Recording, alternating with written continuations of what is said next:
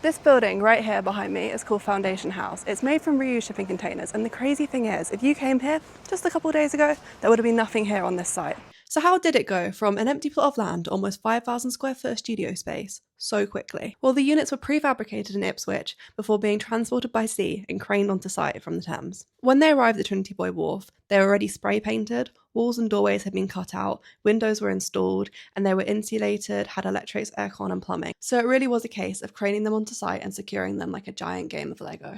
Of course, the studios aren't ready to inhabit straight away. There's still a lot of work that needs to be done. But it's impressive how close to complete they're looking already after just a few days. Of course, things need to be connected up, finishing touches applied, and I'm no expert, but that toilet probably shouldn't be in the middle of that room either. But it really is just a matter of weeks before these studios will be ready to let out to tenants. And they have some really fantastic views. Not only is using shipping containers quick, and I mean quick. I watched this entire building go up in just a day, but it also has a far lower environmental impact. And I'm not just talking about recycling either. Yes, containers are reused. They've previously carried goods to the UK from other countries, usually China, but it's not just about recycling. Building sites have a huge impact on their surrounding environment. If you've ever lived near a building site, you'll know they produce dust, they produce noise, and the vehicles coming in and out can produce loads of traffic and really block up roads, especially in a populated city like London. And if you were building a traditional building of this size, it would go on for about a year.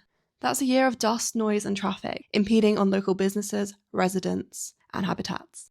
For example, East India Dock Basin, which is just a couple hundred metres away from this site, has salt marsh and reed beds which are home to many important species. By prefabricating these units in a more controlled environment, the environmental damage is kept to a minimum. The impact on the surrounding area is reduced, and any disturbance is cut down to just a few weeks from potentially a year. Foundation House was made from 17 shipping containers, weighing a total of 100 tonnes. It was designed and built by Urban Space Management and Boxworx. It will create 17 studios for artists and creatives. Foundation House has some of the smallest studios available at Trinity Buoy Wharf. The aim is to create starter spaces for those in creative industries where they can develop and grow. And if and when they're ready, they can move into larger spaces at Trinity Buoy Wharf. If you're interested in letting a space at Foundation House or anywhere else in Trinity Buoy Wharf, there's an email to contact in the description.